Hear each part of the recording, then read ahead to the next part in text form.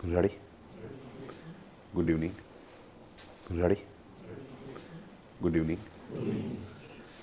વાહ, થાક ઉતરી ગયો બધાનો સંકળાટનો. તે હરખી ઉડાડી લાગે છે તમને, હે ને? ઓકે ભાઈ, આપણે બ્લેક મની વ્હાઇટ મનીનો સેમિનાર કમ્પ્લીટ કર્યો.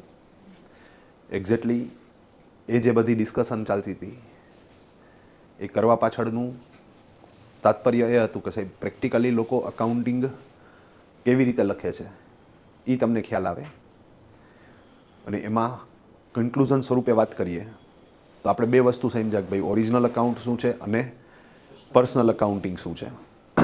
ઓરિજિનલ અકાઉન્ટિંગમાં જે પેઢીના રિયલ ટ્રાન્ઝેક્શન્સ થતા હોય, ડોક્યુમેન્ટ બનતા હોય, એ ડોક્યુમેન્ટ ઉપરથી તમારે એકાઉન્ટિંગની એન્ટ્રી કરવાની છે.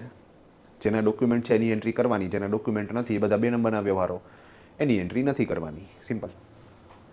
ઓરિજિનલ અકાઉન્ટિંગ લખતા હોય ત્યારે આમ તો વર્ષ દરમિયાન ડોક્યુમેન્ટ ઉપરથી જ એન્ટ્રી કરીએ, પણ વર્ષ પૂરું થઈ ગયા પછી ઘણી વખત એવું બને કે વેપારીને જે સાચો નફો આવ્યો છે એના ઉપર જે સાચો ટેક્સ છે એ ભરવો નથી.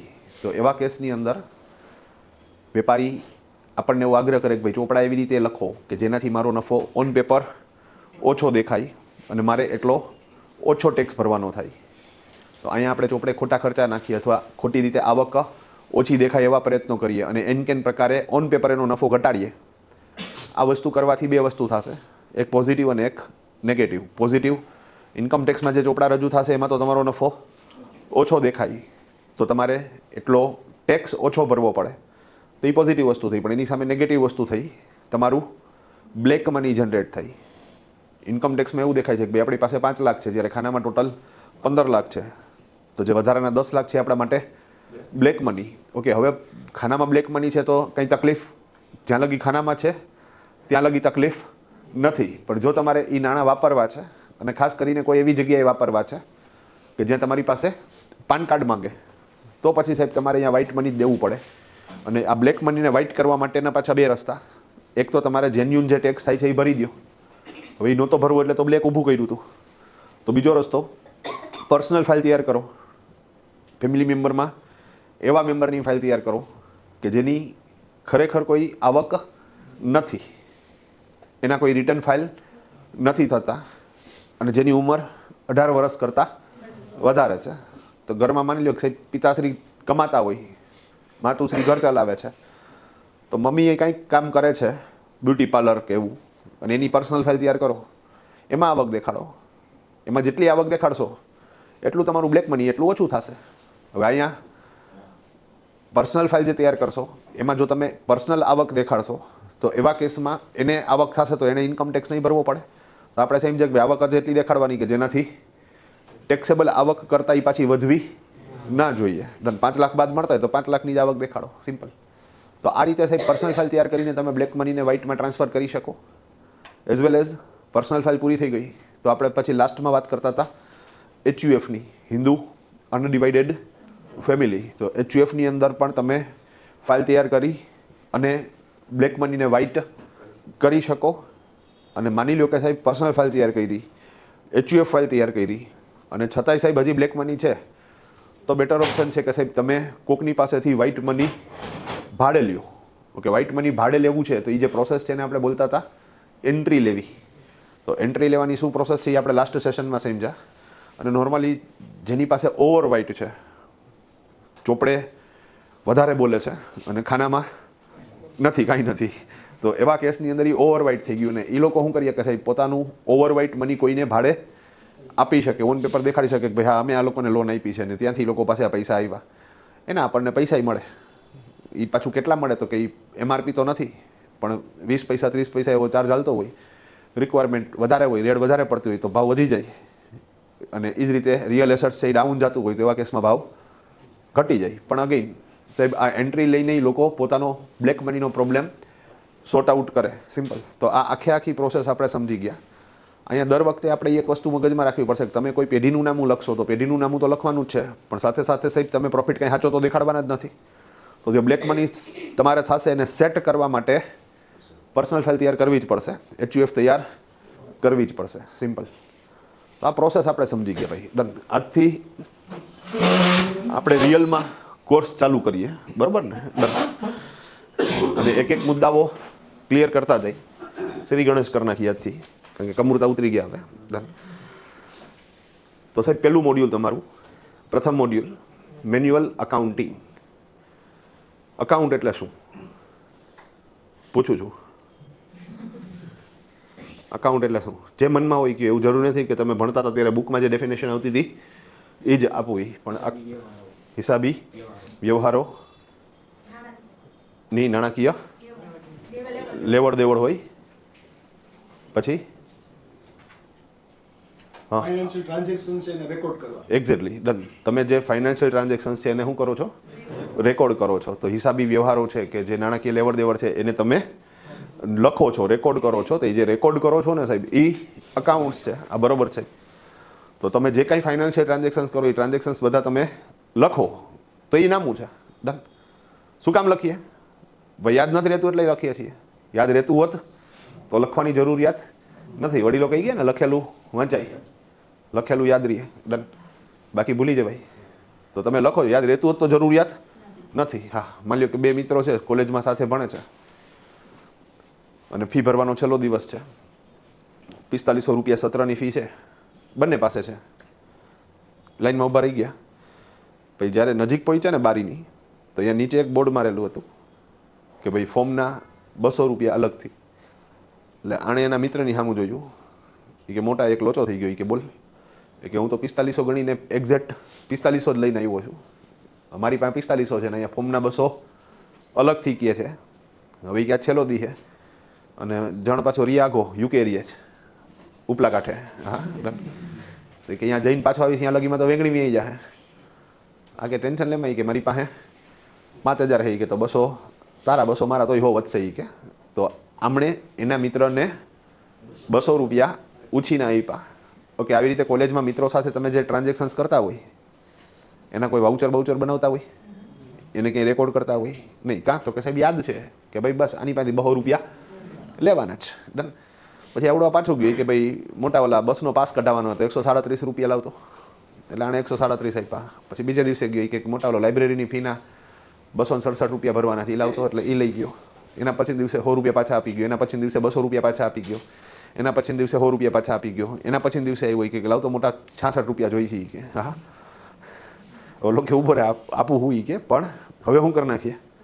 લખી નાખીએ કે, કારણ કે હવે યાદ નથી રહેતું કે. હા, તું કેટલા લઈ ગયો ને કેટલા દઈ ગયો. હા, નહીતર સાહેબ જો ન લખે તો છેલ્લે શું થાય? તો કે બે એકબીજા પાસે માંગે અને તમે નો નક્કી કરી શકો કે આમાં કોણ સાચું છે. હા, તો તમે વિચારો સાહેબ, ખાલી એક જ વ્યક્તિ સાથે નંબર ઓફ ટ્રાન્ઝેક્શન્સ થોડાક જ વધે છે તોય સાહેબ યાદ નથી રહેતું અને તમારે લખવું પડે છે. હવે કોઈ ધંધાદારી વ્યક્તિ છે, વેપારી છે, કરિયાણાની દુકાનવાળો છે, સાહેબ એ 500 ગ્રાહકને માલ વેચતો હોય.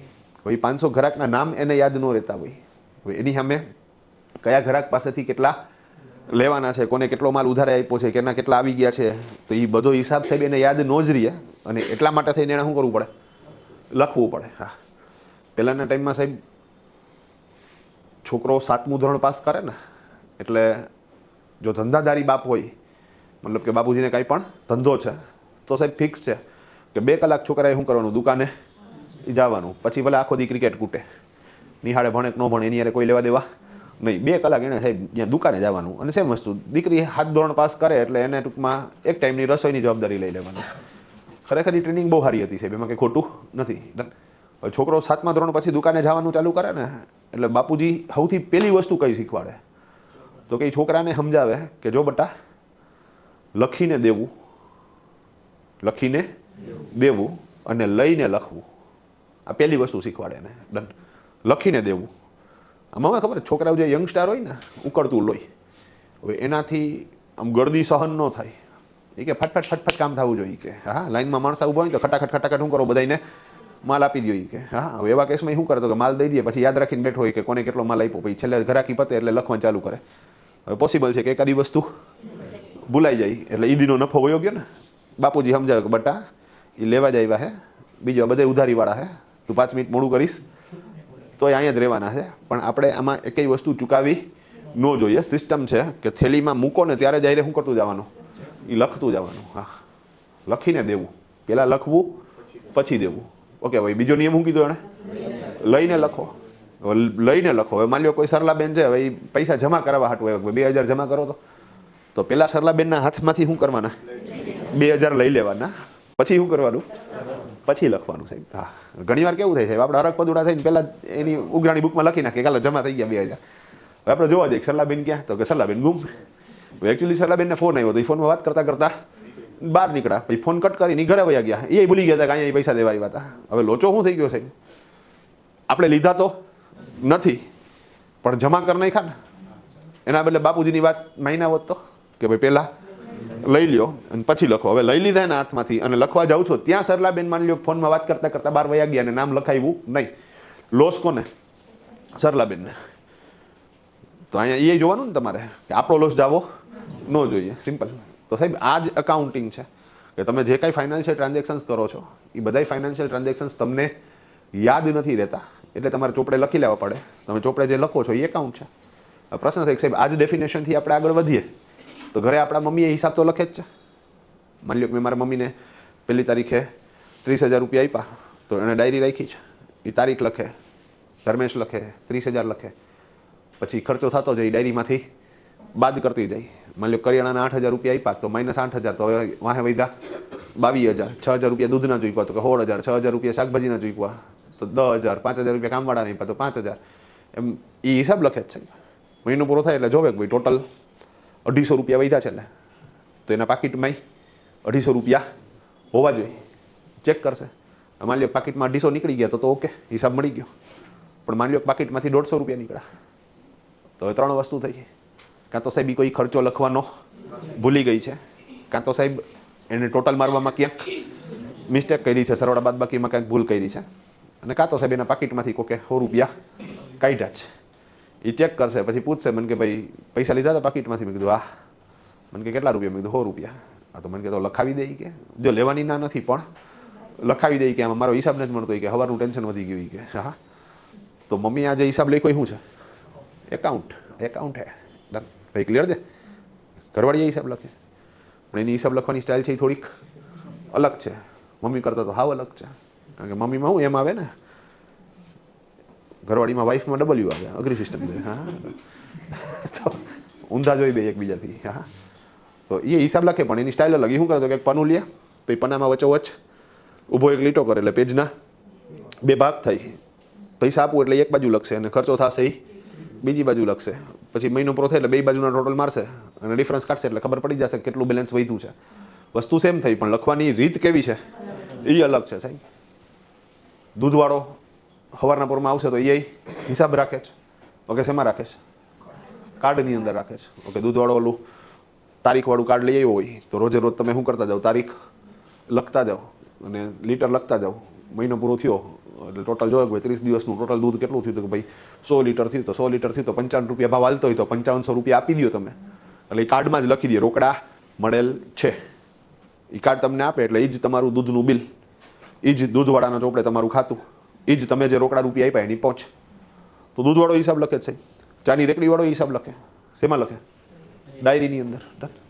તો ચાની રેકડીવાળો રૂપિયા 2 રૂપિયાની ડાયરી આવે એમાં હિસાબ લખતો જાય. 1 ને અડધી ને 2 ને પીધે રાખો તમે, હિસાબ કરતો જાય. મહિનો પૂરો થાય એટલે જોવે કે ભાઈ ટોટલ આખી હોચા થઈ. હવે 20 રૂપિયા ભાવ હાલતો હોય તો 2000 રૂપિયા થયા. 2000 રૂપિયા આપી દો તમે એટલે જૂના પન્ના ફાડી નાખશે અને નવા પન્નાથી નવો હિસાબ ચાલુ. માની લો કે 1800 આપ્યા તોય જૂના પન્ના ફાડી નાખે. નવા પન્નામાં ઉપર લખે આ આગલા 200 બાકી, પછી નવો હિસાબ ચાલુ કરે. તો ભરવાડ છે, અંગૂઠા છાપ છે, છતાંય સાહેબ શું કરે છે? હિસાબ તો રાખે જ છે. પાનની દુકાનવાળા હિસાબ રાખે. શેમાં રાખે? પૂઠાની અંદર. કેના પૂઠામાં? સિગરેટના. ડન. હા, એ તો પીતા હોય ને ખબર હોય. બરોબર, રેડી. તો ના, એ સાચી વાત છે. સિગરેટનું ખોખું હોય ને સાહેબ, એને એ 2 બાજુથી શું કરી નાખે? કાપી નાખે. એક બાજુ તો છાપેલું હોય, પાછળની બાજુ તો કોરું છે, બાજુ ખડબચડું એટલે અહીંયા લખવાની મજા આવે. અહીંયા મટી ન જાય. આગળ તો લેમિનેટ કરેલું, અહીંયા લખી ના શકાય. તો એ પૂઠામાં લખે બાપુ. અથવા તો જે ઓલા ખોખાઈ હોય ને એ ખોખાના શું કરી નાખે સાહેબ? લાંબા લાંબા પૂઠા બનાવે ને એમાંય લખે. મજાની વાત તો એ કે સાહેબ તમે હૈદરાબાદ જાઓ ને તો અહીંયા પાનવાળા આ જ રીતે લખે, અને હરિદ્વાર જાઓ તો અહીંયા પાનવાળા આ. તો એ લોકો એમ સંમેલન કર્યું હોય છે કે ભાઈ બધા પાનવાળા પૂઠામાં જ નામું લખવું. અહીંયા એ વસ્તુ શીખવાની છે કે સાહેબ કોઈ પણ એક પ્રોબ્લેમ હોય ને એ પ્રોબ્લેમને સોલ્વ કરવા માટે આપણે બધા સમાન રીતે વિચારીએ છીએ. 80% લોકોની વિચારસરણી કેવી છે? સમાન છે સાહેબ. તો આ ગજબ વસ્તુ છે. 80% લોકો એક પ્રોબ્લેમને સરખી રીતે જ શોર્ટ આઉટ કરે. ઓકે, અહીંયા મજાની વાત સાહેબ, એ પૂઠામાં લખે છે તો સાહેબ મમ્મીએ હિસાબ લખ્યો, ઘરવાળીએ હિસાબ લખ્યો, દૂધવાળાએ હિસાબ લખ્યો, પાનવાળાએ હિસાબ લખ્યો, ચાવાળાએ હિસાબ લખ્યો. હિસાબ તો બધાય લખે જ સાહેબ. તો આ જે હિસાબી લખવાની સ્ટાઇલ છે એને કહેવાય એક નોંધી. રિપીટ, એને કહેવાય એક નોંધી. એક નોંધી એટલે શું? તો કે એક નોંધીનો મતલબ એક નોંધ એવો નહીં. ભાઈ પકડજો વાતને. એક નોંધીનો મતલબ એક નોંધ એવો નહીં. ગુલાબ જાંબુનો મતલબ ગુલાબ અને જાંબુ એવો નહીં. વાત સમજાય? ઘણી વખત શું થાય ખબર, આપણે શબ્દ ઉપરથી કોઈનું અર્થ કાઢવાનું નક્કી કરી નાખીએ. તો કે એક નોંધી, તો કે એક નોંધ હશે એટલે એક નોંધી. ના, એક નોંધીનો મતલબ એક નોંધ એવો નહીં. તો શું મતલબ છે સમજાવું. એક નોંધીનો મતલબ તમે જ્યારે હિસાબ તમારા મનથી લખો છો, હિસાબી ધોરણો ફોલો કર્યા વગર લખો છો, અકાઉન્ટિંગ સ્ટાન્ડર્ડ ફોલો કર્યા વગર લખો છો, ઉધાર જમાના નિયમો શીખ્યા વગર લખો છો, એ જે હિસાબ લખાણો સાહેબ એ એક નોંધી, જે મનથી લખાણો છે. તમને મજા આવે એમાં લખો, તમે સિગરેટના ખોખામાં લખો કે ડાયરીમાં લખો કે કાર્ડમાં લખો કે નોટબુકમાં લખો કે પેજમાં લખો, તો એ કઈ સિસ્ટમ થઈ ગઈ? એક નોંધી. જ્યાં કોઈ વ્યક્તિ અકાઉન્ટ શીખવા નથી ગયા, જેમ તમે અહીંયા શીખવા આવ્યા છો નામું, કોઈ એ લોકો શીખવા નથી ગયા, એને મજા આવે એવી રીતે હિસાબ લખે છે. ઇન્કમટેક્સ ડિપાર્ટમેન્ટ એક નોંધીને માન્યતા નથી આપતું. એણે એવી વાત કરી કે ભાઈ તમારે મનથી હિસાબ લખવો છે, લખો, મોજ કરો. જો તમારે હિસાબ ઇન્કમટેક્સમાં રજૂ કરવો છે તો તમારે હિસાબ ફરજિયાત પદ્ધતિસર અને ધોરણો સહ લખવો પડશે. હિસાબી ખ્યાલોને તમારે કન્સિડર કરવા પડશે, હિસાબી ધોરણોને તમારે કન્સિડર કરવા પડશે અને પદ્ધતિસર નામું લખવું પડશે. ભાઈ ક્લિયર છે આખી વસ્તુ? ડન. તો અહીંયા પાછી મૂળ વાત આવે કે ભાઈ ટોટલ પદ્ધતિ એકાઉન્ટ લખવાની કેટલી અને કઈ કઈ. ડન. અહીંયા એ વસ્તુ મગજમાં રાખજો સાહેબ. અત્યાર સુધી આપણે જે વાત કરતા હતા મમ્મીની, ઘરવાળીની, એ લોકોએ હિસાબ તો લખ્યો પણ પોતાના માટે લખ્યો છે, એણે ઇન્કમટેક્સમાં રજૂ કરવાનો નથી. ડન. હા, જો ઇન્કમટેક્સવાળા એક નોંધીને માન્યતા આપવા માંડે ને સાહેબ તો એ ધંધે લાગે, કારણ કે બધાની સ્ટાઇલ અલગ અલગ છે. હવે ઓલા પાનવાળા ઓલા સિગરેટના ખોખા રજૂ કરે, હવે ઓલા લોકો પહેલાં તો એક સમજી જ ન કે આ શું છે ટૂંકમાં, પછી એને રૂબરૂ બોલાવે કેવી રીતે લખ્યું ભાઈ એક્સપ્લેન કર, ઓલો એક્સપ્લેન કરે, પછી ઓલા લોકો કે આમ નહીં નામ લખજે, પછી એમ લખીને આવે તો એવો ટાઈમ ઇન્કમટેક્સવાળા પાસે નથી ભાઈ. ઇવન તમે જે ફોર્મેટમાં એકાઉન્ટિંગ લખીને આપો છો એમાંય 97% લોકોનું તો સાહેબ નોર્મલ અસેસમેન્ટ થાય છે. મતલબ તમે જે ઇન્ફોર્મેશન આપી છે બધી ઇન્ફોર્મેશન સાચી છે એવું એ લોકો માની લે છે. એ લોકો ક્રોસ ચેક માટે ડોક્યુમેન્ટ નથી મગાવતા. હવે એમાં એક જણાને બોલાવશે તો એક નોંધી છે ને સાહેબ ઇન્કમટેક્સમાં માન્યતા નથી ધરાવતું. તો ઇન્કમટેક્સવાળાએ કીધું કે ભાઈ તમારે જો હિસાબ અહીંયા રજૂ કરવો છે ઇન્કમટેક્સમાં તો તમારે એકાઉન્ટ પદ્ધતિસર લખવું પડશે. બીજી મજાની વાત કે જ્યારે તમારે થર્ડ પાર્ટીને હિસાબ દેવાની જરૂરિયાત ઊભી થાય ત્યારે દરેક વખતે તમારે પદ્ધતિસર હિસાબ જ લખવાનો થશે. થર્ડ પાર્ટીનો મતલબ જ્યારે તમે બેંકમાં લોન માટે એપ્લાય કરો તો તમારે બેંકની અંદર હિસાબ તો દેવાનો થશે. તમારે વિઝા લેતી વખતે એમ્બેસીમાં હિસાબ દેવાનો થશે. ઓકે, કોઈ કંપની છે તો દર વર્ષે એના શેર હોલ્ડરને એન્યુઅલ રિપોર્ટ્સ મોકલાવે, એની અંદર એનો હિસાબ આપે. તો મજાની વાત કે ખાલી ઇન્કમટેક્સ ડિપાર્ટમેન્ટમાં જ નહીં પણ બેંકમાં લોન લેતી વખતે કે એમ્બેસીમાં વિઝા લેતી વખતે કે શેર હોલ્ડરને એન્યુઅલ રિપોર્ટ્સ મોકલતી વખતે જે હિસાબો રજૂ થાય એ બધા એક ફિક્સ ફોર્મેટમાં થવા જોઈએ. બીજી એક મજાની વાત છે, પહેલાં ઇન્કમટેક્સવાળો સિક્કો મારે અને એ હિસાબ જ પછી બધી જગ્યાએ ફોરવર્ડ થાય. એટલે પહેલી પ્રાયોરિટી પાછી કઈ આવે? Income tax department. એ લોકો તમારો હિસાબ ઓકે કરે, એ સિક્કો મારે, પછી બેંકમાં દેવાનો, પછી વિઝા લેતી વખતે એમ્બેસીમાં દેવાનો, પછી શેર હોલ્ડરને મોકલવાનો, એ ફાઇનલ રિપોર્ટ થઈ ગયો. તો કહેવાનો મતલબ પર્સનલ યુઝ માટે છે તમે ગમે એમ લખો કોઈ વાંધો નથી, પણ જ્યારે આઈટીમાં રજૂ કરવો છે અને ધેન આફ્ટર થર્ડ પાર્ટીને દેવો છે ત્યારે હિસાબ પદ્ધતિસર લખેલો હોવો જોઈએ. અને એ પદ્ધતિસર હિસાબ કેવી રીતે લખાય એ શીખવા માટે તમે અહીંયા આવ્યા છો. બાકી ઓલો હિસાબ તો તમને ઓલરેડી લખતા આવડે જ છે. આમાંથી ઘણા બધા ગ્રુપમાં જતા હોય છે ફરવા માટે થઈને અને આપણે સોલ્જરીની સિસ્ટમ રાખી હોય તો એવા કેસની અંદર કોઈ એક જવાબદાર વ્યક્તિ છે અને આપણે બધા 2,000 5,000 ભેગા કરીને આપી દઈએ, પછી એ બધે ખર્ચો કરતો જઈને એક કાગળમાં એ લખતો જાય. સિમ્પલ છે. તો એ એક પ્રકારે જો તો એક નોંધિત થઈ ને, એ કાંઈ ઉધાર જમાના નિયમ મુજબ તો ફોલો કરતો નથી. ઇઝી છે. અને અહીંયા એ જ અનુકૂળ પડે. અહીંયા પાછું ઓલું તમે ઉધાર જમાના નિયમ મુજબ લખો એ સેટિંગ જ એનું આવે. સિમ્પલ. તો એ પર્સનલ ટ્રાન્ઝેક્શન થયા, પર્સનલ હિસાબ થયો, એ અલગ વસ્તુ છે. જ્યારે રિયલ અકાઉન્ટિંગ કરો છો એ સિદ્ધાંત મુજબ કરવું પડશે. અકાઉન્ટિંગ સ્ટાન્ડર્ડ, અકાઉન્ટિંગ ધોરણો તમારે એપ્લાય કરવા પડશે અને એ વસ્તુ આપણે શીખવાની છે. તો આઈટીવાળાએ કીધું કે ભાઈ તમારે જો અહીંયા રજૂ કરવું છે તો પદ્ધતિસર એકાઉન્ટ લખવું પડશે. તો હવે મૂળ વાત એ આવી કે સાહેબ તો એકાઉન્ટ લખવાની પદ્ધતિ કેટલી અને કઈ કઈ? એક નોંધી તો સાહેબ માન્યતા ધરાવતી નથી. તો આ સિવાય કેટલી પદ્ધતિ અને કઈ કઈ?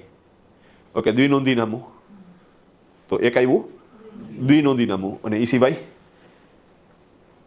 દ્વિનોંધી નામું, ડબલ એન્ટ્રી સિસ્ટમ, અને બીજી કઈ ખ્યાલ છે કોઈ? નહીં? ડન. ઓકે, કોમર્સના કેટલા જણા છે? રેડી, અદ્ભુત છે ભાઈ. ડન. ઓકે, કોમર્સના કેટલા નથી એ હાથ ઊંચો કરો. હાલો, રેડી, ડન. ઓકે, હું હાવ ઝીરો લેવલથી ચાલુ કરું છું.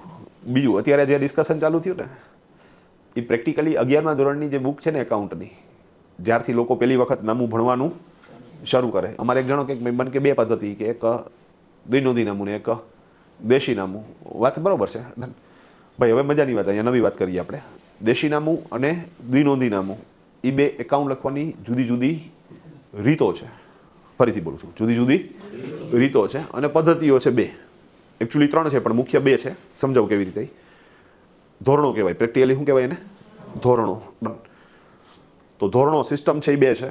એક છે કેશ બેઝ સિસ્ટમ અને એક છે મર્કન્ટાઇલ સિસ્ટમ. ફરીથી, એક છે કેશ બેઝ સિસ્ટમ અને એક છે મર્કન્ટાઇલ સિસ્ટમ. ઓકે સાહેબ, તમે કોઈનું નામું દેશી નામા મુજબ લખો કે દ્વિનોંધી નામા મુજબ લખો, આન્સર સરખો આવશે. હું આ સાહેબનું નામું લખતો હોય અને દેશી નામા મુજબ લખું તો એ જ આન્સર આવે, અને દ્વિનોંધી નામા મુજબ લખું તોય એ જ આન્સર આવે. આન્સરમાં કોઈ ફેર પડવાનો નથી. ડન. તો રીત બદલશે ને, દેશી નામું કે દ્વિનોંધી નામું, આન્સર નહીં બદલે. પદ્ધતિ બદલે ને, ધોરણો બદલે ને, તો આન્સર બદલે. ડન. હું ભાઈનું નામું કેશ બેઝ મુજબ લખું તોય આન્સર અલગ આવે, અને ભાઈનું નામું મર્કન્ટાઇલ સિસ્ટમથી લખું તોય આન્સર અલગ આવે. હા, પહેલી નજરે તમને બધું એમ હરખું હરખું લાગે. હું તમને ડિફરન્સ ક્લિયર કરી દઉં. દેશી નામું અને દ્વિનોંધી નામું, નામું લખવાની બે જુદી જુદી રીત. રીત બદલે તો આન્સર ન બદલે, પણ ધોરણો બદલશે તો આન્સર બદલશે. ભાઈ ક્લિયર થઈ જાય આખી વસ્તુ? ડન. ઓકે, હું વધારે એક્સપ્લેનેશન આપું રીત અને ધોરણો ઉપર જ. ડન. ઓકે, 100 રૂપિયાનું, અથવા આપણે હાલો થોડીક એમાઉન્ટ મોટી રાખીએ. રેડી? તો 1 લાખ રૂપિયાનું 10% લેખે વાર્ષિક વ્યાજ કેટલું થશે? 1 લાખ રૂપિયાનું 10% લેખે વાર્ષિક વ્યાજ 10,000. સુપર ભાઈ, ક્લિયર છે? ડન. તો તમે આ સીધો આન્સર આપ્યો ને કે હવે લાખના 10% કહી દે, 10,000, વાર્તા પૂરી થઈ ગઈ. ડન. ઓકે, હવે તમને ખ્યાલ હોય તો વ્યાજ કેલ્ક્યુલેટ કરવા માટેનું એક સૂત્ર આવે, ફોર્મ્યુલા, I = PRN/100. સૂત્રની અંદર તમે ફિગર નાખો તો જવાબ તો એ જ આવવાનો. મતલબ કે સૂત્રથી ગણો કે સૂત્ર વગર ગણો, જવાબ તો સરખો જ આવશે. રીત કોઈ પણ હોય દાખલો ગણવાની, રીત કોઈ પણ હોય દાખલો ગણવાની, જવાબ સરખો જ આવે. ઓકે, હવે આગળ આ વાતને વધારીએ. સાહેબ, 1 લાખનું 10% લેખે વાર્ષિક વ્યાજ કેટલું થયું હતું? 10,000. તો 1 વર્ષનું વ્યાજ 10,000 થયું, તો 5 વર્ષનું વ્યાજ કેટલું થશે? 50,000. સુપર. 5 વર્ષનું વ્યાજ કેટલું થશે? 50,000. હવે અહીંયા હું તમને એવો પ્રશ્ન કરું, 5 વર્ષનું ચક્રવૃદ્ધિ વ્યાજ કેટલું થશે? Compound interest. તો 5 વખત કેલ્ક્યુલેટ કરવું પડશે. દર વખતે વ્યાજ એડ થશે. પહેલા વર્ષે 10,000 એડ થયું, તો હવે પ્રિન્સિપલ એમાઉન્ટ થઈ ગયું 1,10,000. એના 10% કરો તો 11,000. ઈ એડ કરો તો 1,21,000. એના 10% કરો તો 12,100. તો પહેલા વર્ષે 10,000, બીજા વર્ષે 11,000, ત્રીજા વર્ષે 12,100. તો એક વાત તો કન્ફર્મ છે કે 5 વર્ષનું વ્યાજ છે એ 50,000 કરતાં તો વધારે થશે. તો 5 વર્ષનું સાદું વ્યાજ ગણો તોય આન્સર અલગ આવે, 5 વર્ષનું ચક્રવૃદ્ધિ વ્યાજ ગણો તોય આન્સર અલગ આવે. તો એ બે અલગ અલગ પદ્ધતિ થઈ ગઈ, સાદું વ્યાજ અને ચક્રવૃદ્ધિ વ્યાજ. ભાઈ સમજાણી વાત આખી? તો મારે કોઈ વ્યક્તિનું અકાઉન્ટ લખવું છે, દેશી નામા મુજબ લખીશ તો એ જ આન્સર આવશે, અને મર્કન્ટાઇલ સિસ્ટમ મુજબ લખીશ તોય એ જ આન્સર આવશે. પણ જો હું કોઈનું નામું કેશ બેઝ મુજબ લખું તો આન્સર અલગ આવે, અને જો કોઈ નામું મર્કન્ટાઇલ સિસ્ટમથી લખું તો આન્સર અલગ આવે. કેશ બેઝ એટલે રોકડના ધોરણો. રિપીટ, કેશ બેઝ એટલે રોકડના ધોરણો. ડન. અને મર્કન્ટાઇલ એટલે વેપારી ધોરણો. તો કેશ બેઝ સિસ્ટમ અને મર્કન્ટાઇલ સિસ્ટમ. હવે પ્રશ્ન એ છે કે સાહેબ આ છે હું એકચ્યુઅલી કેશ બેઝ અને મર્કન્ટાઇલ? હાલો છે શું એ સમજીએ, કારણ કે આ કન્સેપ્ટ સમજવો એ ખૂબ જ અગત્યનો છે. અને અગેન જે અગત્યનું હશે ને એ જ હું અહીંયા ડિસ્કસ કરીશ. જે ટોપિકની જરૂરિયાત રિયલ અકાઉન્ટિંગમાં નથી, અહીંયા હું એની ડિસ્કશન નહીં કરું. ભાઈ ક્લિયર છે આખી વસ્તુ? ઇઝી ભાઈ. 12મા ધોરણમાં સાહેબ શરૂઆતના જે ચેપ્ટર આવે, જે કોમર્સ ભણ્યા છે એને ખ્યાલ છે સાહેબ કે હવે 2 પાર્ટનર છે ને ત્રીજો પાર્ટનર એડ થાય તો હવે નવું મૂડીનું પ્રમાણ કાઢો. હવે એવું એકચ્યુઅલી પ્રેક્ટિકલી કંઈ થતું જ નથી, તો હું એ ડિસ્કસ જ નથી કરવાનો. ઓકે, શેર મૂડીના વ્યવહારો અમારે આવે કે ભાઈ ટૂંકમાં શેર બહાર પાડ્યા, પછી પ્રથમ હપ્તો આવ્યો, બીજો હપ્તો આવ્યો, ત્રીજો હપ્તો આવ્યો. હવે સાહેબ આ વસ્તુ ઓલરેડી હર્ષદ મહેતા વખતે પૂરી થઈ ગઈ. પાટલી પેમેન્ટવાળી સિસ્ટમ હતી એ સિસ્ટમ ત્યારે શું થઈ ગઈ, એ પૂરી થઈ ગઈ સાહેબ. હવે શેર માર્કેટમાં કોણ પાટલી પેમેન્ટવાળો ઇસ્યુ આવે છે? હવે તમે જે એપ્લિકેશન કરો છો એ બધી કેવી કરો છો? 100% વાળી કરો છો. તમે સમજી ગયા? તો હવે હું કામ ભણાવો છો જે ઓલરેડી વયું ગયું છે? એની બદલે આસબા ભણાવો ને, નેટ બેન્કિંગ ભણાવો ને, ઓનલાઈન ટ્રેનની ટિકિટ કેમ બુક કરવી એ ભણાવો ને, ફેસબુકમાં સિક્યુરિટી કેવી રીતે સેટ કરવી, જીમેલમાં કેવી રીતે સિક્યુરિટી સેટ કરવી એ શીખવાડો ને. સિમ્પલ વસ્તુ છે. એન્ડ્રોઈડ ફોન તમારો સેફ રહે તો કેવી રીતે રહે એ સિક્યુરિટી સમજાવો ને, જેની ખરેખર લોકોને ડગલે ને પગલે જરૂરિયાત છે. સિમ્પલ. અગેન આપણે આપણી મૂળ વાત ઉપર આવીએ. હા, દેશી ભાષામાં એ સમજાવું છું કે જો હું અહીંયાથી કંઈ ડિસ્કસ કરું છું તેનો મતલબ એમ કે એ કન્સેપ્ટ સમજવો તમારા માટે એ જરૂરી છે સાહેબ. ડન. તો અહીંયા આપણે વાત ચાલતી હતી કેશ બેઝ સિસ્ટમ અને મર્કન્ટાઇલ સિસ્ટમ. એક ત્રીજી મેં તમને કીધી એ છે મિશ્ર સિસ્ટમ એકચ્યુઅલી, પણ એ હમણાં ડિસ્કસ નથી કરવાનો. ડન ભાઈ, ઓકે. તો કેશ બેઝ અને મર્કન્ટાઇલ છેલ્લે બધું પૂરું થશે ને એટલે એ બધી વસ્તુઓ ક્લબ થઈ જશે. સિમ્પલ. હવે પ્રશ્ન છે કે સાહેબ કેશ બેઝ ને મર્કન્ટાઇલ છે શું એકચ્યુઅલી, અને ઇન્ડિયામાં કઈ સિસ્ટમ છે? ડન. ઓકે, ઇન્ડિયામાં મર્કન્ટાઇલ સિસ્ટમ છે ભાઈ, ક્લિયર છે? ઇન્ડિયામાં મર્કન્ટાઇલ છે. તો પાછો એક પ્રશ્ન થાય તો ભાઈ કેશ બેઝ શું કામ સમજાવો છો? સાહેબ 2008ની અંદર જ્યારે UPA 1ની સરકાર હતી અને મનમોહનસિંહ વડાપ્રધાન હતા, એટલે આ વાત કરું છું ઓલમોસ્ટ 17 વર્ષ પહેલાંની. ડન. તો એ વખતે એમણે નક્કી કર્યું કે આપણે ઇન્કમ ટેક્સ એક્ટ 1961 રદ કરવો છે અને એની બદલે આપણે એક નવો એક્ટ લઈ આવવો છે જેનું નામ રાખશું DTC, ડાયરેક્ટ ટેક્સ કોડ. હવે એકચ્યુઅલી છે ને એ સમય એકચ્યુઅલી ટેક્સ સુધારણા માટેનો જ સમય હતો. એ વખતે તમે માર્ક કરો ને સાહેબ તો ત્યારે ટેક્સ સુધારણા માટેનો જ સમય હતો અને એ વખતે 2003થી જ સાહેબ GST આવવાની શરૂઆત થઈ ગઈ હતી. વિચાર પહેલી વખત આવ્યો. જો ગમે એ વસ્તુ વિશ્વમાં બને ને પહેલાં લોકોના મનમાં બને. તો સાહેબ 2003માં એક કેલકર સમિતિ હતી અને એમણે એ વખતેના જે વડાપ્રધાન હતા NDAની સરકાર અને અટલ બિહારી વાજપેયી વડાપ્રધાન, એણે સજેસ્ટ કર્યું કે ભાઈ ટૂંકમાં ઘણા બધા ઇનડાયરેક્ટ ટેક્સીસ છે એ રદ કરો ને એની બદલે એક કોમન ટેક્સ લઈ આવો. ગુડ્સ માટે એ જ ટેક્સ હોય, સર્વિસીસ માટે એ જ ટેક્સ હોય. તો ત્યારથી એ બધી વિચારધારા ચાલુ હતી. ટૂંકમાં એ કોથળી તું મૂકી દે નહીં તો મને એનો અવાજ આવશે ને તો તકલીફ પડશે. અમે ભણતા ને ત્યારે જ્ઞાનગંગામાં અમે આવી રીતે કોથળી લઈ જતા. ભાઈ લેક્ચરમાં બજારમાં તો શું કરી કોથળી વગાડી વ્યવસ્થિત રીતે. તો એનામાં સાઈડમાં જવા દે, સેથી તારો પગ અડશે ને તોય અડશે એ પાછી. હા બસ જમાવટ ભાઈ જડી. ઓલું માન ગોખી નહીં હોય ને આ ભૂલવી દે બધું મને. હા, તો આપણે જે વાત ચાલતી હતી એકચ્યુઅલી ક્યાં હતા તો કે ઇનડાયરેક્ટ ટેક્સ. તો પહેલાં સાહેબ ઇનડાયરેક્ટ ટેક્સ ઘણા હતા. એક્સાઇઝ હતો, વેટ હતો, સર્વિસ ટેક્સ હતો, CST હતો, એન્ટરટેનમેન્ટ ટેક્સ હતો, લક્ઝરી ટેક્સ હતો, BCD હતી, SAD હતી, entry tax, purchase tax, octroi. તો આવા અઢળક 17 પ્રકારના ઇનડાયરેક્ટ ટેક્સીસ અને એની 23 પ્રકારની સેસ અને સરચાર્જીસ, જેમાં અમુક ટેક્સીસ ગુડ્સ રિલેટેડ હતા, અમુક ટેક્સીસ સર્વિસીસ રિલેટેડ હતા, અમુક ટેક્સીસ સેન્ટ્રલ ગવર્મેન્ટના હતા, અમુક ટેક્સીસ સ્ટેટ ગવર્મેન્ટના હતા. આ બધા ટેક્સીસ રદ કરીને એની બદલે એક કોમન ટેક્સ લેવાની વાત હતી, GST. પણ આ બધું જે ચેન્જીસ કરવાનું હતું એ કોના માટે કરવાનું હતું તો કે જે ઇનડાયરેક્ટ ટેક્સીસ હતા એના માટે. ઓકે, ડાયરેક્ટ ટેક્સ એટલે income tax. Income tax direct tax છે, GST ઇનડાયરેક્ટ ટેક્સ છે. તો ઇનડાયરેક્ટ ટેક્સીસની અંદર રિફોર્મેશન કરવાની વાત હતી. મનમોહનસિંહ કે કામ કરો એ કે ડાયરેક્ટ ટેક્સને રિફોર્મ કરો એ કે. તો એ કે ઇન્કમ ટેક્સનું જે જૂનું બિલ છે મતલબ 1961નો ધારો છે એ રદ કરો. હવે એ રદ કરવા પાછળનું એનું જે લોજિક હતું ને એ બહુ સ્ટ્રોંગ હતું. કારણ કે ઇન્કમ ટેક્સ છે ને સાહેબ એ ફાઇનાન્સ બિલ કહેવાય પ્રેક્ટિકલી. અને ફાઇનાન્સ બિલની મજા એ છે કે એમાં દર વર્ષે એમેન્ડમેન્ટ આવે. આપણે જોજો સાહેબ હમણાં ફેબ્રુઆરીમાં બજેટ આવશે તો આપણે તો બજેટની અંદર એ જ વસ્તુ ઉપર ફોકસ કરીને બેઠા હોય કે ઇન્કમ ટેક્સમાં શું ચેન્જીસ આવ્યા છે. કારણ કે એ ડાયરેક્ટ આપણી સાથે શું થાય સાહેબ કનેક્ટ થાય છે. અને પહેલો પ્રશ્ન જ પૂછે કે આ વખતે કેટલા બાદ આપ્યા. તમે સમજી ગયા વસ્તુ? ગયા વખતે જો સાહેબ તો એ લોકોએ 7 લાખમાંથી સીધા 12 લાખે પુગાડી દીધી ગાડી. ડન. તો ઇન્કમ ટેક્સના નિયમોમાં શું ફેરફાર આવ્યો એ જાણવાની જરૂરિયાત રહી. હવે એનો મતલબ એમ કે ધારો ભલે 1961નો ધારો છે પણ 62માં કંઈક ફેરફાર થયો હોય, 63માં કંઈક ફેરફાર થયો હોય, મતલબ કે એમાં અમેન્ડમેન્ટ ઘણા બધા આવ્યા હોય. હવે જ્યુરિડિક્શનમાં છે ને સાહેબ આ વસ્તુ તકલીફ કરે છે. કેવી રીતે તમે સમજજો? જ્યુરિડિક્શનમાં માની લો કે ઘણા લોકોને ન્યાયપાલિકા ઉપર ને એમાં નોલેજ હોય ટૂંકમાં, તો તમને ખ્યાલ હોય કે સાહેબ કોઈનો કેસ હોય ને પાસ્ટમાં એવો જ કોકનો કેસ હોય અને એમાં ચુકાદો આવી ગયો હોય, આનો સેમ કેસ હોય તો તમે જૂનો ચુકાદો અહીંયા રજૂ કરીએ ને તમારો કેસ તમારા તરફી કરી શકો.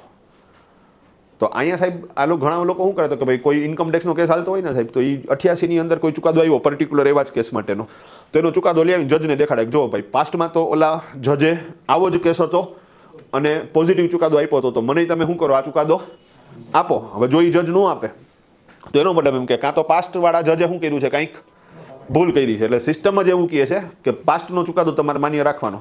હવે થયું હોય એવું કે 88માં એ વસ્તુ પ્રોપર હોય, પણ અમેન્ડમેન્ટ થતાં જ્યારે આ ચુકાદાની વાત આવે છે ત્યારે એમાં ચેન્જીસ થઈ ગયો હોય.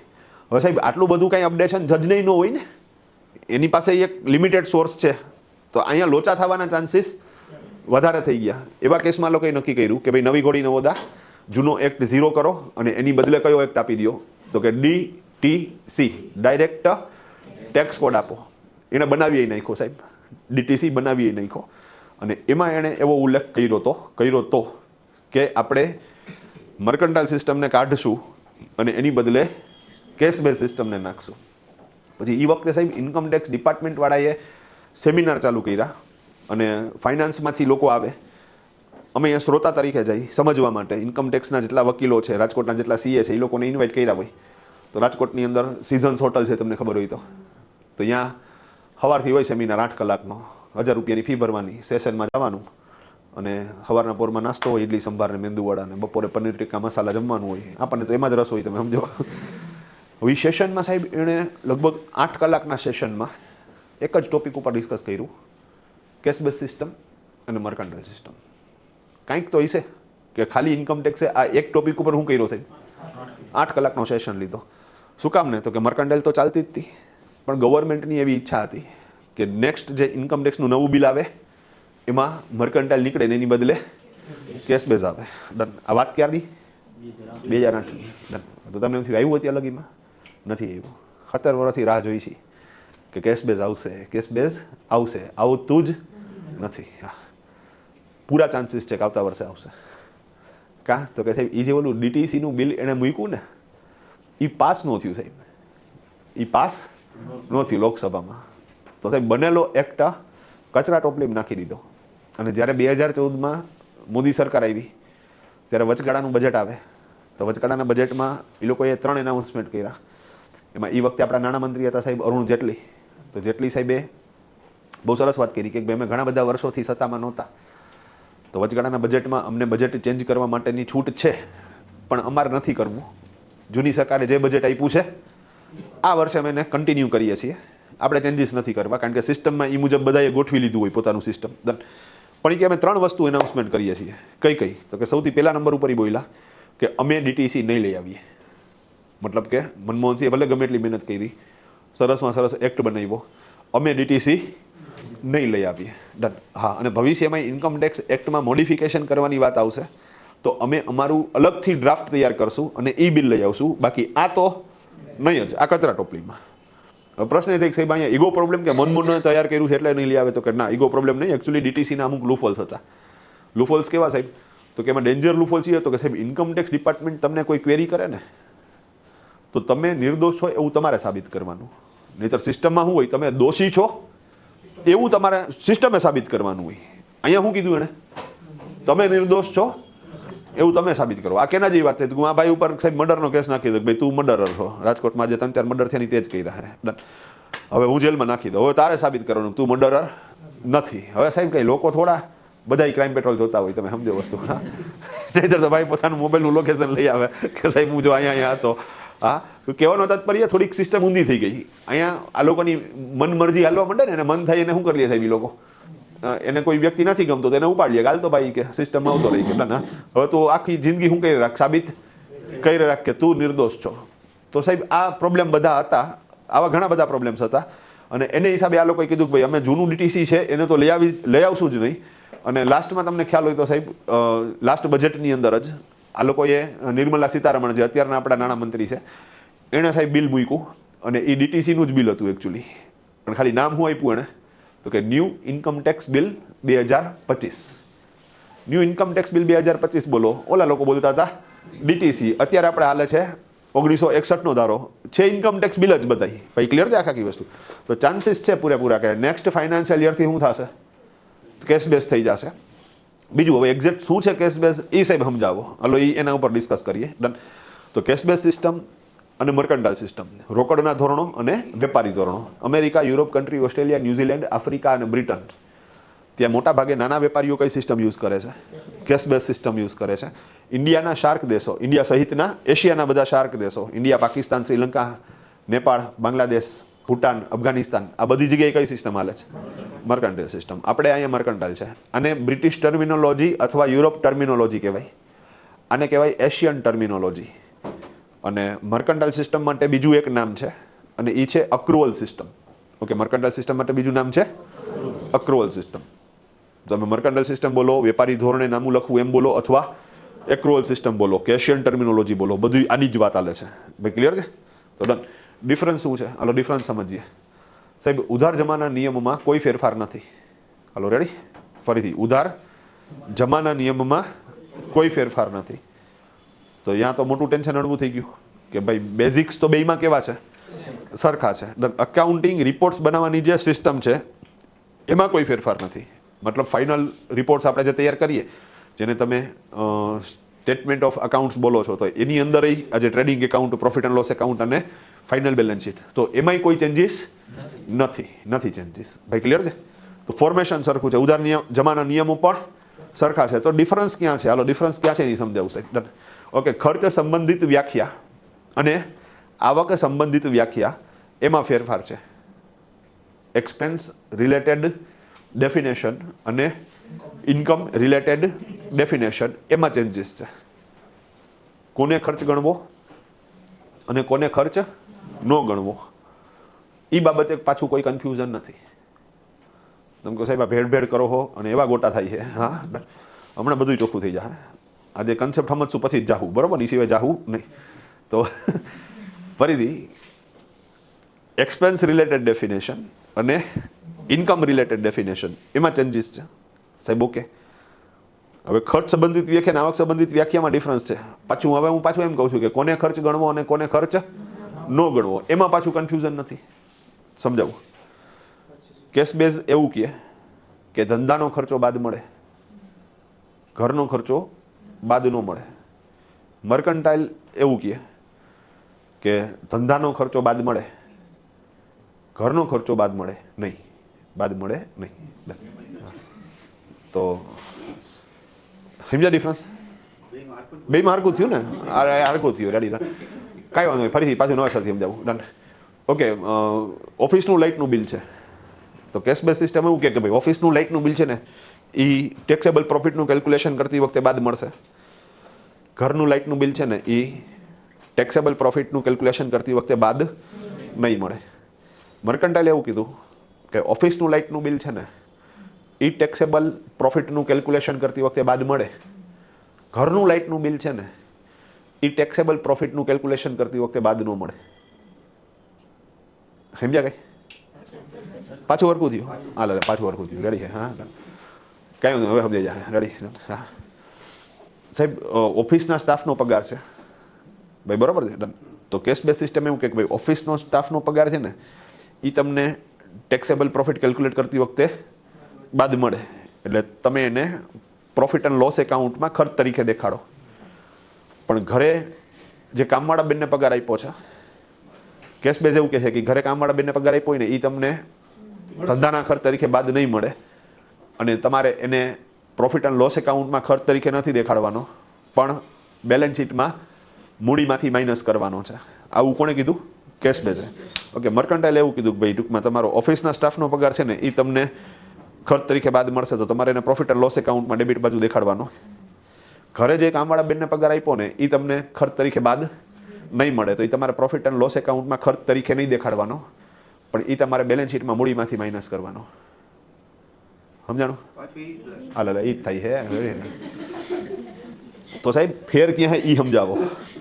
તો ભાઈ આટલું તો સમજી ગયા ને કે કેશ બેઝ હોય કે મર્કન્ટાઇલ હોય, કોને ખર્ચો ગણવો અને કોને ખર્ચો ન ગણવો એ બાબતે બે હરખી વાત કરે છે. હું એ સમજાવું છું. સમજાણું? બે જણા એક જ વાત કરે છે કે સાહેબ ધંધાનો ખર્ચો બાદ મળે, ઘરનો ખર્ચો બાદ ન મળે. ધંધાનો ખર્ચો હોય એનાથી ટેક્સેબલ આવક ઓછી થાય, ઘરનો ખર્ચો હોય એનાથી ટેક્સેબલ આવક ઓછી ન થાય. ધંધાનો ખર્ચો છે એ પ્રોફિટ એન્ડ લોસ એકાઉન્ટમાં ખર્ચ તરીકે ઉધાર બાજુ દેખાડવાનો, ઘરનો ખર્ચો છે એ પ્રોફિટ એન્ડ લોસ એકાઉન્ટમાં નહીં દેખાડવાનો, એ બેલેન્સ શીટમાં કેપિટલમાંથી માઇનસ કરવાનો. મતલબ કે કોને ખર્ચો ગણવો ને કોને ખર્ચો ન ગણવો એ બાબતે પાછું કોઈ કન્ફ્યુઝન નથી. અને પાછું કન્ફ્યુઝન તો એક્સપેન્સમાં જ છે. તો ક્યાં કન્ફ્યુઝન છે? હાલો હવે સમજાવું છું. કન્ફ્યુઝન છે સમયગાળાને ધ્યાનમાં રાખીને. ફરીથી બોલું છું, કોને ખર્ચ ગણવો કોને ખર્ચ ન ગણવો એ બાબતે કોઈ કન્ફ્યુઝન નથી. કન્ફ્યુઝન ક્યાં છે? સમયગાળાને ધ્યાનમાં રાખીને. ઓકે, કેશ બેઝ ખર્ચ માટે શું કહે છે? તો કે કેશ બેઝ ખર્ચ માટે એવું કહે છે કે જે તે વર્ષનો ખર્ચો જે તે વર્ષમાં ચૂકવાઈ ગયો હોય તો જ ખર્ચ તરીકે દેખાડવાનો. ચૂકવવાનો બાકી હોય તો એ વર્ષમાં ખર્ચ તરીકે નહીં દેખાડવાનો, પણ જે વર્ષમાં ચૂકવાય એ વર્ષમાં ખર્ચ તરીકે દેખાડવાનો. સમજાણી વાત? મર્કન્ટાઇલ સિસ્ટમ શું કહે તો કે જે તે વર્ષનો ખર્ચો જે તે વર્ષમાં દેખાડવાનો. ફરીથી, જે તે વર્ષનો ખર્ચો જે તે વર્ષમાં દેખાડવાનો, પછી એ ચૂકવાઈ ગયો હોય કે ચૂકવવાનો બાકી હોય. સમજાણી વાત?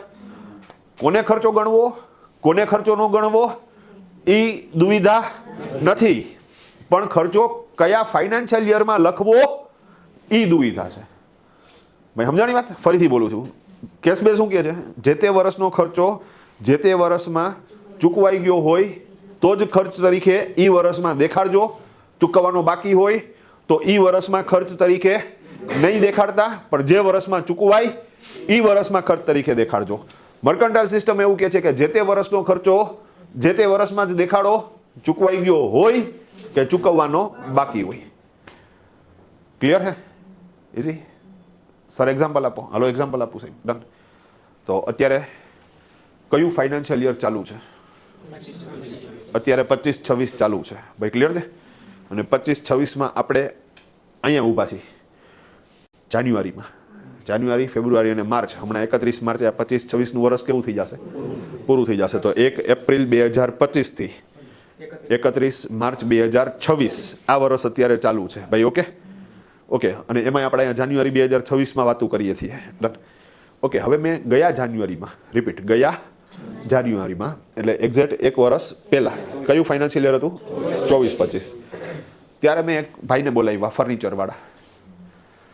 મેં કીધું કે ઓફિસનું બધું ફર્નિચરનું કામ કરવાનું છે, મને કે થઈ જશે, મજૂરીના બોલો. મેં કીધું, મને કે 50,000. મેં કીધું ડન. મેં કીધું 15મી માર્ચ પહેલાં આ બધું કાર્ય પૂરું થઈ જવું જોઈએ. મને કે રેડી. હવે સાહેબ એણે બધું કાર્ય મારું 15 માર્ચ પહેલાં જ પૂરું કરી નાખ્યું. તમે સમજી ગયા ને? એણે કામ ચાલુ ક્યારે કર્યું? અહીંયા ગઈ જાન્યુઆરીમાં, એપ્રિલ 2025માં. સમજી ગયા? અને 15 માર્ચ 2025 તો કાર્ય કેવું કરી દીધું? એણે પૂરું કરી દીધું. ડન. પછી મને બોલાવ્યો. મને કે ધર્મેશભાઈ જોઈ લ્યો બરોબર છે કે નહીં? મને કે આ ભાઈ જ હતા ટૂંકમાં, બરોબર. તો મને કે જો બરોબર છે. મેં કીધું એકદમ પરફેક્ટ છે. મેં કીધું ડન. એ પોતે કોન્ટ્રાક્ટર છે ફર્નિચરના. તો મને કે પેમેન્ટ? મેં કીધું આપી દઉં. મેં કીધું મેં એને કેટલા રૂપિયા આપ્યા? 50,000. હા, 50,000નો ચેક આપ્યો એને. હા. તો ચેકની સામું જોવે પછી મારી સામું જોવે. હા. મને કે આ શું છે? એ કે મેં કીધું આ ચેક છે. મને કે આનું શું કરવાનું? મેં કીધું બેંકમાં ખાતું હોય ને એમાં ભરી દેવાનું હો ને. ડન. એટલે તારા ખાતામાં શું થઈ જાય? પૈસા આવી જશે. હા હા, મારી પાસે ખાતું જ નથી. કે ખોલાવી નાખ. મેં કીધું હે આખા ગામે જનધન યોજના હેઠળ ખોલાવી નાખ્યા, તું એક જ રહી ગયો. મેં કીધું હા. મને કે આપણે વાત થઈ હતી કે રોકડા દેવાના હતા નહીં, કે તમે ચેક આપો ની નું હાલે નહીં. કે મેં કીધું ઉકળાટ કરમાં. મેં કીધું મને કે મારે રોકડા જોઈએ. કે મેં કીધું વાંધો નહીં, રોકડા આપીશ. મેં કીધું પણ રોકડા આપવામાં એક તકલીફ છે. મને કે શું તકલીફ છે? મેં કીધું અત્યારે છે ને બધા પૈસા બેંકમાં પડ્યા છે, માર્ચ એન્ડિંગ હાલે છે ને તો પપ્પા ના પડી એક બેંકમાં રોકડા ભરતોય નહીં અને ઉપાડતોય નહીં. કે હા ડન. હવે એકાઉન્ટિંગ પોઈન્ટ ઓફ વ્યૂથી ના પાડી હશે મને, પણ મેં કીધું હું તને રોકડા જોતા છે ને તો 31 માર્ચ પૂરી થઈ ગયા પછી એપ્રિલમાં હું તને રોકડા ઉપાડીને આપી દઉં. મને કે મારે કાંઈ ઉતાવળ નથી, મને તમે એપ્રિલમાં આપજો. મેં કીધું કાંઈ વાંધો નહીં, આવો એપ્રિલમાં ચેક ફાડી નાખો. ભાઈ વયો ગયો. 15 એપ્રિલે આવ્યો જણા. 15 એપ્રિલે મેં એને 50,000 રૂપિયા રોકડા આપી દીધા અને અહીંયા વાર્તા પૂરી થઈ ગઈ. હલો, ટ્રાન્ઝેક્શન્સ પૂરું અમારું. હવે મૂળ પ્રશ્ન શું છે તમે સમજો. ખર્ચો કયા ફાઇનાન્શિયલ યરનો છે? 24-25નો છે. પેમેન્ટ ક્યારે કર્યું? 25-26માં અહીંયા કર્યું ને. ભાઈ સમજી ગયા? હવે છે ઓફિસનો ખર્ચો, એટલે કેશ બેઝ એમ કે છે કે ભાઈ ધંધાનો ખર્ચો છે તો તમને ખર્ચ તરીકે એ રકમ બાદ મળશે. મર્કન્ટાઇલ કે છે ખર્ચ તરીકે બાદ મળશે. તો બે કેસમાં મારે એ ખર્ચો દેખાડવાનો તો છે જ. પ્રશ્ન એ છે કે મારે એ ખર્ચો 24-25માં દેખાડવો કે 25-26માં દેખાડવો? કયા વર્ષમાં દેખાડવો? પરફેક્ટ. હાલો ડન. ભાઈ તમે સમજ્યા વસ્તુ? હાલો ફરીથી આપણે એમાં હવે ચોખવટથી બોલવું, બરાબર? કે મારા ખર્ચો કયા ફાઇનાન્શિયલ યરમાં દેખાડવો, 24-25માં દેખાડવો, 25-26માં દેખાડવો. જો આપણે એકાઉન્ટ લખતા હોય કેશ બેઝ મુજબ તો 25-26માં દેખાડશું. કાં તો કે કેશ બેઝ એવું કહે કે જે તે વર્ષનો ખર્ચો જે તે વર્ષમાં ચૂકવાઈ ગયો હોય ને તો જ દેખાડજો ભાઈ, નો ચૂકવાનો હોય તો એ વર્ષમાં ન દેખાડતા, પણ અહીંયા ચૂકવાય તો અહીંયા દેખાડજો. તો ચૂકવાનો તો 25-26માં, તો આપણે કયા વર્ષમાં દેખાડશું? 25-26માં. ઓકે, મર્કન્ટાઇલ સિસ્ટમ મુજબ લખતા હોય તો 24-25માં. કાં તો કે મર્કન્ટાઇલ એવું કહે કે જે તે વર્ષનો ખર્ચો જે તે વર્ષમાં દેખાડો, ચૂકવાઈ ગયો હોય કે ચૂકવવાનો બાકી હોય. ભાઈ ક્લિયર છે આખી વસ્તુ? ચૂકવાઈ ગયો હોય કે ચૂકવવાનો બાકી હોય, દેખાડવાનો એ જ ફાઇનાન્શિયલ યરમાં. સિમ્પલ વસ્તુ. ડન. સમજાણી વાત આખી?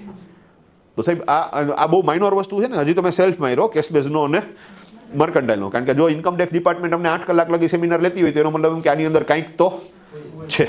હા, આ જેટલું આપણે ધારી, હજી તો હું તમને કન્સેપ્ટ સમજાવું કે એકચ્યુઅલી કેશ બેઝ શું છે અને મર્કન્ટાઇલ શું છે. તો એક્સપેન્સ રિલેટેડ ડેફિનેશન આપણે સમજ્યા. ઓકે, ઇન્કમ રિલેટેડ ડેફિનેશન જે એક્સપેન્સની હોય એનું મિરર ઇમેજ જ હોય ને. કારણ કે જે રકમ મારા માટે એક્સપેન્સ છે એ રકમ સામેવાળા માટે ઇન્કમ છે, તો અહીંયા સેમ વસ્તુ થવાની છે. તો ઇન્કમ માટે શું થઈ વાત? તો કે જે તે વર્ષની આવક જે તે વર્ષમાં મળી ગઈ હોય તો જ આવક તરીકે દેખાડવાની, મળવાની બાકી હોય તો એ વર્ષમાં આવક તરીકે નહીં બતાવવાની, જે વર્ષમાં મળે એ વર્ષમાં આવક તરીકે દેખાડવાની. આવું કોણે કીધું? સરસ ભાઈ, આવું કીધું કેશ બેઝ. ભાઈ ક્લિયર છે? ઓકે, મર્કન્ટાઇલ એવું કહે છે કે જે તે વર્ષની આવક જે તે વર્ષમાં જ દેખાડો, મળી ગઈ હોય કે મળવાની બાકી હોય. ભાઈ ક્લિયર? મળી ગઈ હોય કે મળવાની બાકી હોય, તમારે એ પર્ટિક્યુલર યરની આવક પર્ટિક્યુલર યરમાં જ દેખાડવાની છે. તો અહીંયા હવે મૂળ વાત આવે કે જે રકમ મારા માટે ખર્ચ છે 50,000 રૂપિયા, એ સામેવાળા માટે ઇન્કમ છે. તો હવે જ્યારે એનું નામું લખાતું હોય ત્યારે એ રકમ કયા ફાઇનાન્શિયલ યરમાં આવક તરીકે દેખાડવાની? જો કેશ બેઝ મુજબ લખતા હોય તો 25-26માં, અને મર્કન્ટાઇલ મુજબ લખતા હોય તો 24-25માં. આવું શું કામ? ને તો કે સાહેબ બેયનું હરખું રહે ને, ક્રોસ એન્ટ્રી તો જ ચેક થઈ શકે, અધરવાઇઝ ક્રોસ એન્ટ્રી ચેક જ ન થઈ શકે. તો આ નિયમ છે ભાઈ, આને ફોલો કરવો પડે. બીજું પ્રશ્ન એ થાય કે સાહેબ આ અપવાદરૂપ કિસ્સો તમે ડિસ્કસ કરો છો કે આ રૂટીન વ્યવહારમાં આ બધી વસ્તુઓ આપણે ધ્યાનમાં રાખવી પડતી હોય? સમજાવું તમને, આ કોઈ અપવાદરૂપ કિસ્સો નથી, આ રૂટીન છે. ઓકે, લાઇટનું બિલ, રિપીટ, લાઇટનું બિલ નોર્મલી બધી ફર્મના હોય જ. ડન. ઓકે, લાઇટનું બિલ નોર્મલી અહીંયા આપણે કેટલા મહિના આવે છે? 2 મહિના આવે છે. હાલો, લાઇટનું બિલ 2 મહિના આવે છે, તો 2 મહિના લાઇટનું બિલ આવે તો વર્ષમાં ટોટલ કેટલા બિલ આવશે?